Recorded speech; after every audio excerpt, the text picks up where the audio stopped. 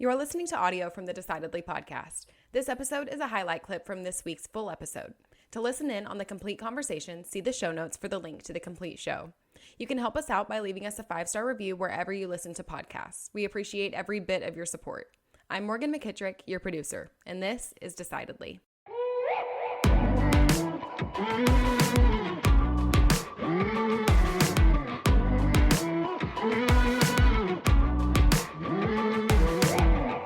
Some of my research identifies the circumstances under which people are most prone to overconfidence, and when they're prone to underconfidence. I mean, underconfidence is a real issue, right? So the circumstances in which people are most likely to think that they're better than others are when the task is easy. Like you said, in a booming market, everybody can feel like they're a genius. And then when everything goes south, it's easy for people to feel like, oh, this is hopeless. I can't do this. And to pull out at exactly the wrong moment, right? And so the challenge there is figuring out how to calibrate your confidence.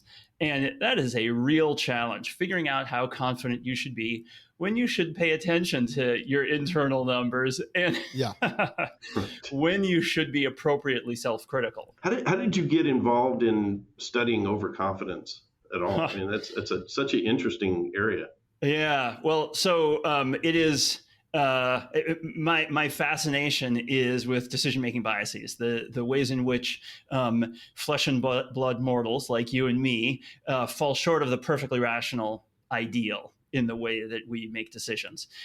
And one of the biggies is overconfidence. So there is broad consensus among scholars who study this stuff that overconfidence is one of the biggest, most pervasive, most consequential of the biases to which human judgment is vulnerable. So it's a topic worth studying. And for my dissertation, way back when, I thought I found an instance where people were systematically underconfident, which came as a bit of a surprise because the consensus in the literature was basically that people are overconfident most of the time about most things.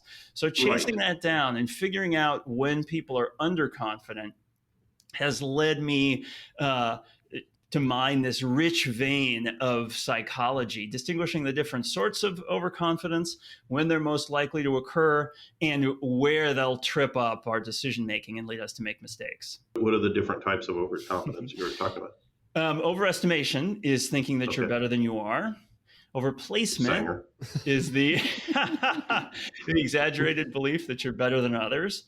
And overprecision, behavioral finance scholars agree that this is the one that really is most likely to affect investors, and that is the excessive faith that you know the truth, that you have correctly estimated the true value of some security, or you know where it's headed in the future.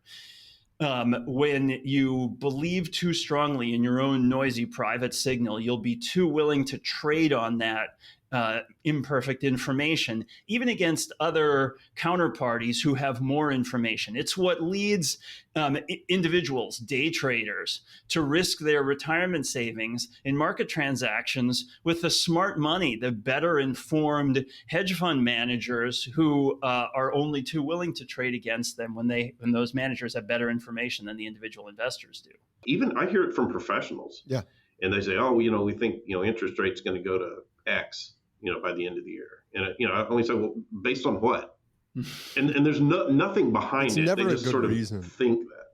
No, it's never quantitative. It's just their guess, and as you said, there's somebody trading against that. It's just a speculative crapshoot based on competing overconfidences. Yeah, the behavioral component of investing is so important.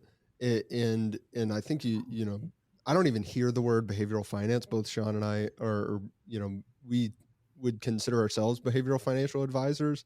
So I can appreciate the art and the science of that. That's an area certainly of overconfidence, or there are areas of underconfidence with money. And not to put you on the spot, but are there areas of underconfidence with money that stand out to you?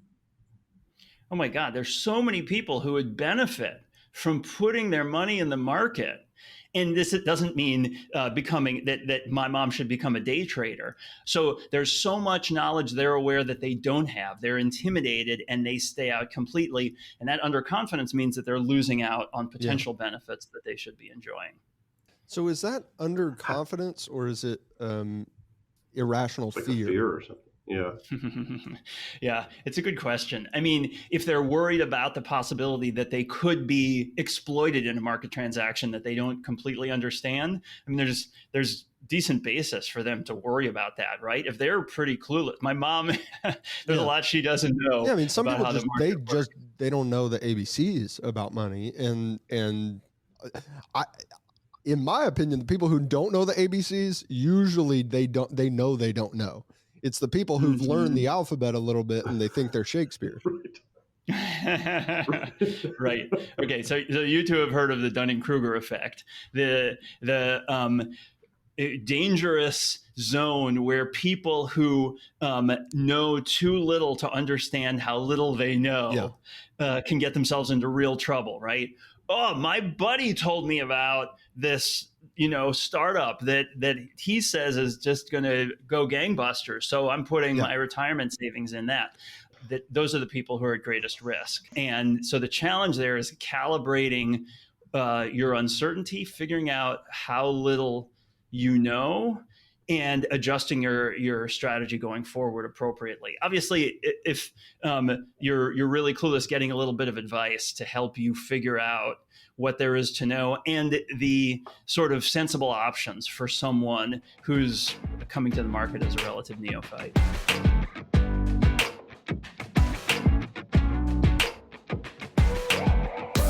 You have information that's useful to help you calibrate your confidence better. It's also really helpful to seek out honest feedback from others. So courageous managers pick deputies, promote colleagues who have the courage to tell them when they're wrong. It's the bosses with weak egos who only appoint those who tell them yes and praise them. You don't want that. As the person running an organization, the person making the important decisions, you want to have courageous critics around you who are willing to tell you when you're messing up. And that information, that criticism, that negative feedback is essential for making wise decisions and helping you check yourself and stop yourself before you commit to making a bad decision. Okay, so having people in your corner who are going to check you when you're making mistakes, but also asking ourselves, how can we ask ourselves? I can ask that question to myself. I don't know if I'm going to remember if I'm already confident. I don't need to because, I've got the confidence. So one way that poker players help each other get better calibrated is by asking, want to bet? So Annie Duke in her book, Thinking in Bets, is just priceless on this and tells wonderful stories of propositional bets where one poker player will be talking about how they could eat 100 White Castle burgers, or the late night adrenaline junkie says, yeah, sure, I could live happily in Des Moines, Iowa. And then their buddies say, want to bet? I'll put $10,000 on you not being able to last a month in Des Moines. So this was a real bet where the person who said he could live in Des Moines, his buddies were like, okay, you're going to live on one street in suburban Des Moines, Iowa. You can't leave that street. On that street, there is one restaurant and one bar that both closed at 10 p.m. They said, if you live there a month, we'll pay you $10,000. He got on the plane the next morning, and after he'd been there a week, he called his buddies and was like, yeah, this is easy, no problem. How about I let you guys out of your bet? And you just pay me $5,000 right now. And they smelled desperation. They said, not a chance, not a chance. You got to stick it out. And he said, okay, come on, let me out of it. I'll pay you. How about if I pay you?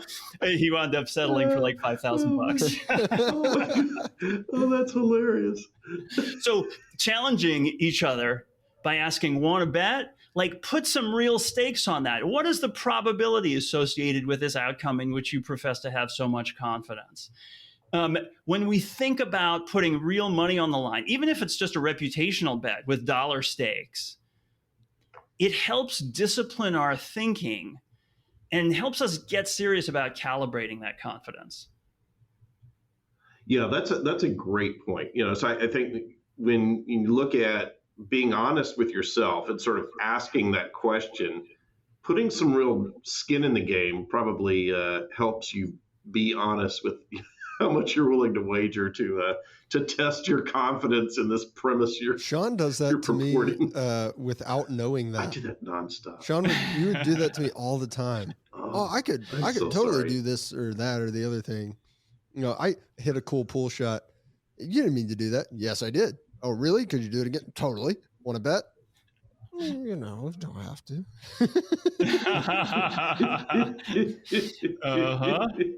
You're a sucker for the double or nothing. Oh yeah. I'm not.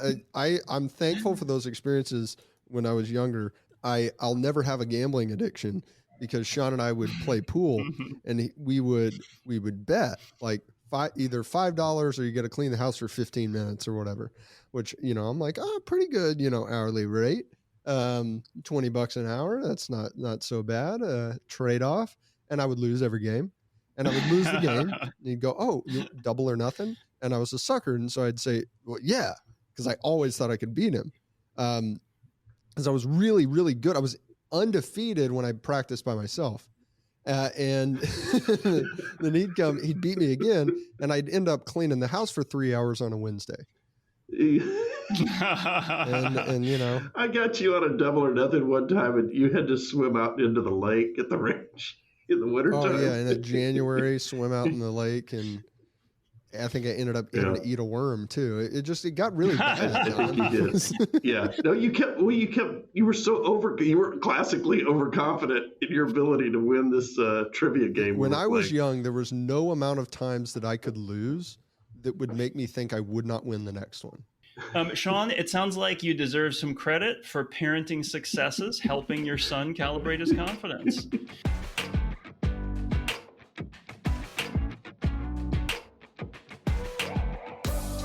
The one gem, the kernel, the essence of good decision making that I hope all my students take away is remembering that choosing the option with the highest expected value is the essence of good decision making. Yeah. And making good estimates of expected value means estimating the utility of an outcome and its probability. In concept, that seems like an easy calculation. In reality, it can be devilishly difficult. And one of the ways that we mess it up is having our utilities contaminate our probabilities, where we will overestimate the probability of some good thing happening because we want it to happen so much. And it'd be so great if it happened. That's a mistake. We want to get the best estimates of utility and probability that we possibly can for making those calculations. And then once you've committed, it's fine to get excited about the prospect that you've just committed to pursuing, and to embrace it with both arms and to charge forward eagerly into investing in the opportunity. But you, before, as the general, picking which way to march, like you want to believe the insight from your scouts. Julie Galiff has a wonderful book on the scout mindset. You don't want scouts who are delusionally overconfident about the prospects of success in one direction or the other. Like, you want the best information you can possibly get before you commit to some strategy.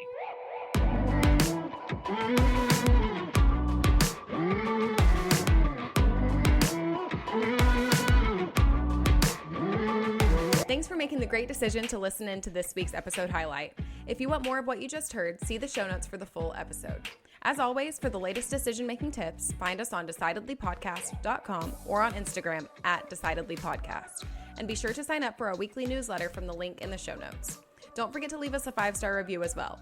We read all of your comments, so if you learned some decision-making tips today, let us know. Until next time, this is Decidedly.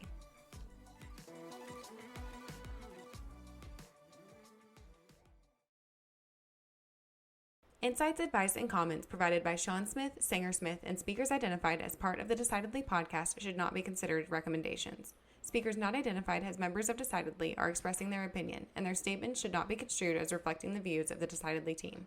This podcast is produced solely for informational purposes, not personalized advice.